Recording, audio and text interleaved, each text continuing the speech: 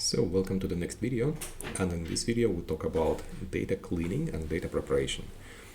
What it means, after you collect the data, it can happen that some of the data are not full, that you lack some issues, or that data is of a low quality. I made a small manipulation just to show what I mean by this, and I added 3 lines that contain mistakes, so we don't have them, or you will not have them if you download the file that I'm going to upload. The link can be found, I think, in the first video in the description.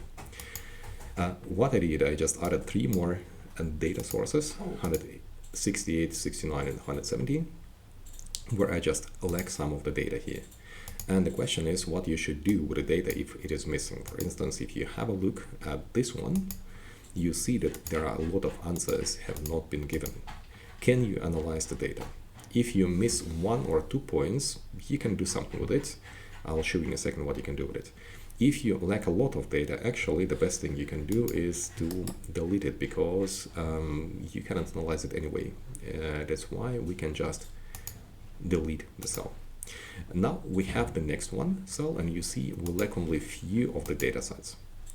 And in Excel it's very hard to work with it. With one it could work, but with the actually I don't even know how to do it with 1 or 2 missed values.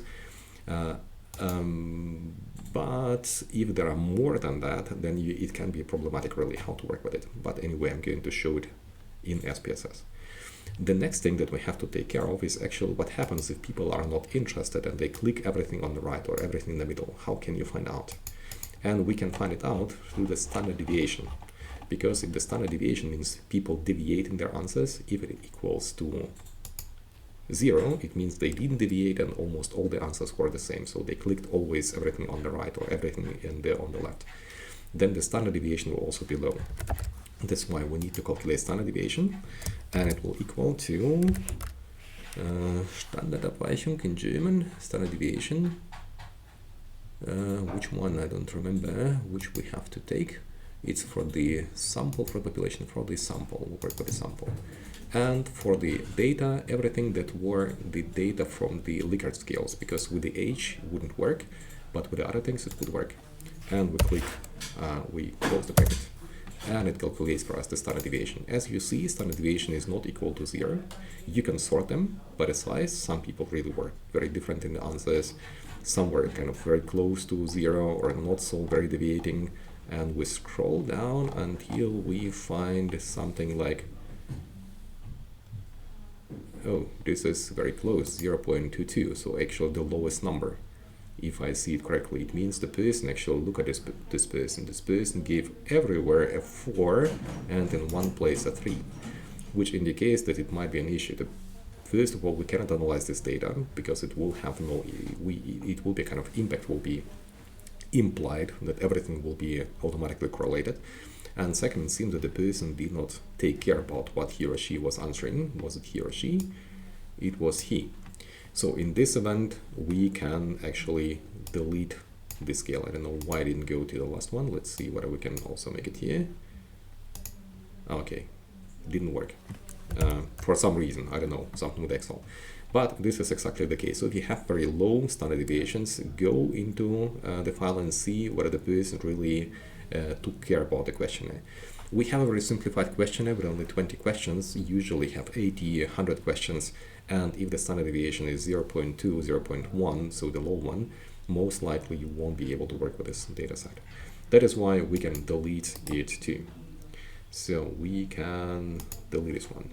And the final one is actually to show you what to do with the small missing values. I don't know how to work with them in Excel. That's why I'm just going to show you how you do it in SPSS. So for now, I'll delete it from here. In your dataset, there will be, I just added these lines, but in your dataset, it is already has been cleaned for you. So it will be a nice dataset.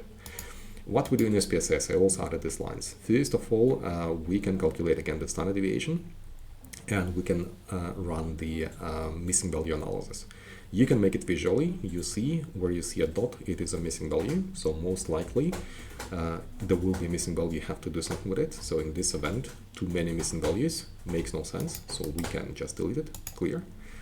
And then I'll show you what to do with the standard deviation and how to calculate it. We go to transform, compute variable.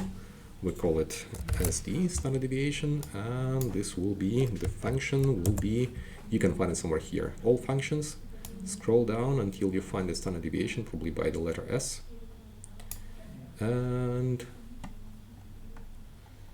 how did they call it? Very good question, just a second, searching for it.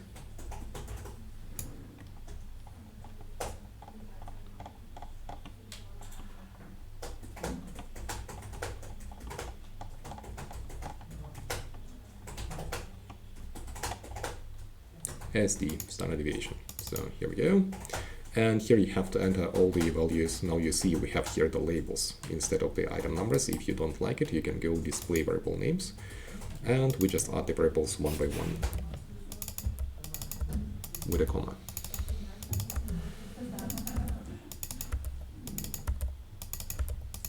So let's stay by this one, but you can do it for all the variables. And click on OK. And the new variable is calculated, SD, and you see SD standard deviation is equal to 0. If you click on it, you will see the precise number, but at the moment it's really 0 because I took only the first variables and they were all the 4s. And this is the reason why you should delete this case, because it is useless. So I delete it. Finally is what we do with the variables that are missing here. You go to Analyze, Transform, then we go to Replace Missing Values. And we need to replace missing values actually for everything. Usually have several of them. And if it is a Likert scale, you take the median of nearby points. And then we add the variables. They will be substituted with the median of nearby. Click on OK.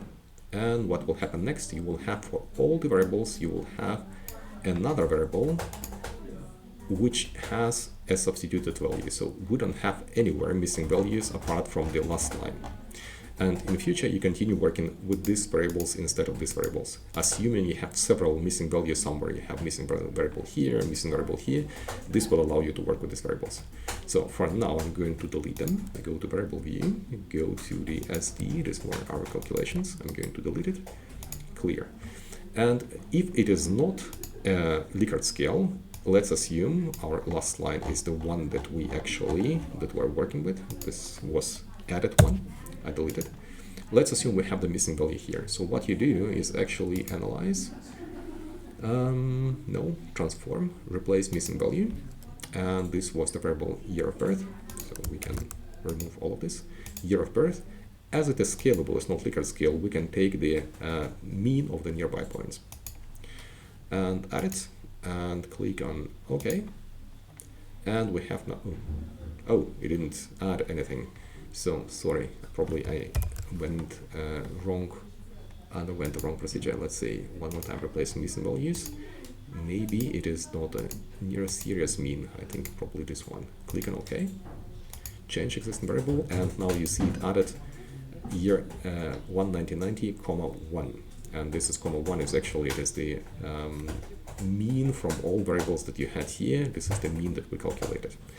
It will be added here. If you add a mean, it's not a problem. You can work with it and everything is fine. The problem is, of course, that we have the year, which is not good. Probably we have to change it. And the best way to change it is actually to calculate age. And we do the calculations of age and also then the substitution in the next video. See you in the next video.